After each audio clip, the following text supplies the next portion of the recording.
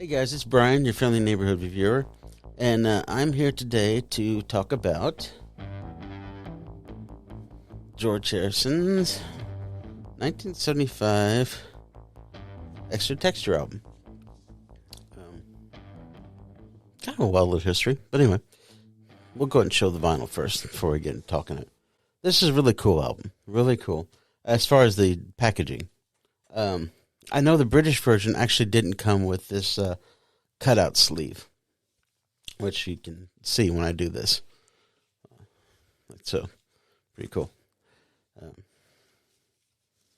that's the two different sides. George's always being funny. Oh, not him again. But this was released at a time when he was coming back from kind of a disastrous tour and a kind of disastrous album in 1974, Dark Horse. Dark Horse, well, let's go back a little bit. All right, 1970, the Beatles broke up. George released his magnum opus, the three-record set, box set, All Things Must Pass, which was a phenomenal hit, big old hit. Had a number one hit single throughout every country in the entire world, My Sweet Lord. Biggest hit single, one of the biggest singles ever, not just by an ex-Beatle. After that, he did the concert for Bangladesh, free concert where he gathered up so many people, not only just Ringo, but Bob Dylan, Billy Preston, Leon Russell. He gathered a lot of people together for a concert to help the people of Bangladesh and the famine relief for that country. He did this because he was so interested in Indian music, and he was taught by the great Indian sitarist Ravi Shankar. Ravi Shankar came to George and talked to him about the situation in Bangladesh and in India, his home country, of course. And George told him, said, I don't know what I can do, but I think I can do something. And he organized this concert and for all the proceeds to go to that country. Unfortunately, the funds languished for a long time because of red tape. But eventually, a lot of it did go to the country. George gave a lot away too. Plus, there's a substantial sum that went to there. And it was eventually cleared up and everything. So everything's cool.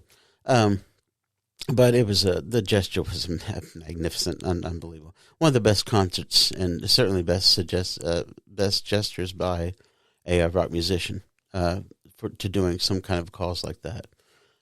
Probably one of the earliest to do that too, if I'm not mistaken. So anyway, so he was riding high on All Things Must Pass, riding high on Concert for Bangladesh. He released Living Material World in 73.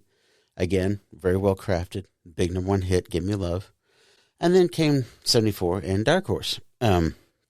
Dark Horse was recorded and rushed release very quickly. He had rehearsed so hard for the tour that his voice had gone bad. So it got a bad reception, basically. So with this album, he was trying to return to the better graces, you might say. Unfortunately, his voice is still very weak. The laryngitis that he had on the Dark Horse tour is still a little evident here, at least the weakness of the vocals.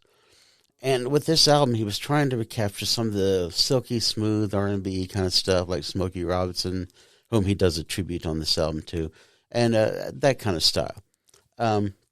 Unfortunately, George does not have the voice for that. Paul McCartney, John Lennon, yes, they had the voices. George Harrison's voice is hit and miss. It can be very warm and inviting, but it can also get kind of whiny and screechy, and then, he's a hit and miss vocalist. He's a better instrumentalist than anything. But, so this album shows him in kind of a weak light, unfortunately. But the opening track, You, was a top 20 hit. That's a really good song, really melodic number. Billy Preston's on it, Jim Keltner, Klaus Forman, who knew the Beatles from the early Hamburg days, been with them for a long time, designed the Revolver cover of the Beatles. So that's a great track. I like that track. It's uplifting without being trite, kind of like Ding Dong on Dark Horse. But this album only has maybe really 4 great songs that I like on it. I hate to say that. It finds George Harrison's composing at a pretty dismal time. In fact, it's kind of funny. Um, when you look in the inner sleeve and you see the custom made label, you see the eaten away apple of the core. Well, that was George's statement on Apple Records, but a lot of people felt that was George's state of affairs with his music. Because to fall from, something like All Things Must Pass or Living Material to these two are pretty big fall. Thank God he recovered himself with 33 and a third, his next release. But this album only has about 4 really good tracks on it. The second song, The Answers at the End, is a really good one.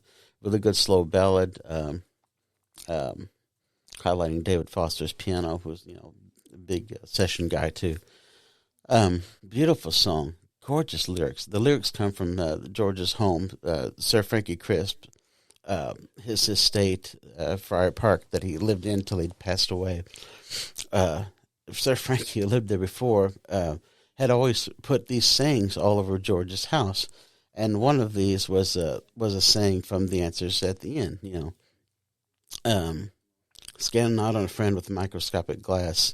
You know his foibles, and you know his faults, and let his foibles pass. Life is one long enigma, my friend. Live on. The Answers at the End. It's a gorgeous lyric. So that song's fantastic. The best song on the album, probably. The other songs I like was Tired of Midnight Blue, which is a little funky number. It's kind of cool. Something you don't expect. And then His Name is Legs at the end, which is a little goofy little number. And Legs Larry Smith was from the group the Bonzo Dog Band. Okay, whatever. But they were kind of like a comedy musical troupe, and it's kind of a goofy kind of song like that. The rest of the songs, it's really aggravating because, the Beatles are some of the best songwriters, period. And to hear them do slipshod work is really, really hard for me to hear because I'm like, come on, you guys can do better than this. But some of this on George's album is just slipshod songwriting. World of Stone, Ooh Baby, which I kind of like Ooh Baby. It's kind of, kind of soothing. Gray Cloudy Lies, Can't Stop Thinking About You, which again I think is a pretty good song, but these songs just need more development. They're just not developed well enough. There just need to be a little more work done on this album. And then it's got this guitar, Can't Keep From Crying, which this guitar, it's grown on me a little bit on the years, but come on. You're going to compare it to While My Guitar Gently Weeps. And he tends to rewrite songs like Here Comes the Moon, which is a sequel to Here Comes the Sun. It's never as good as the original, as like any sequels are. But it's got good guitar on it. But, an album of so-so songs isn't a great album. But, so there's like 4 good tracks on here. Not the best place to start if you like George Harrison. He would come out of this kind of like wilderness, musical wilderness that he was in. And with the next 2 albums he would do, which are really great. But anyway, so this album, unfortunately, I have to get about 2 out of 5 stars. It's an okay album. But neat cover, though. Great packaging. If you can find the album, it's really cool. I think I paid $10 for this one. But anyway. All right, cool. But thanks, guys. Hope you like the vinyl showcase. Hope you enjoy the channel. Click, subscribe, do all that you do. Check out my buddy's David Darko's channel. We talk about a lot of cool stuff on that channel. Have a lot of fun with it. Appreciate the support. Thanks, guys. Have a good day.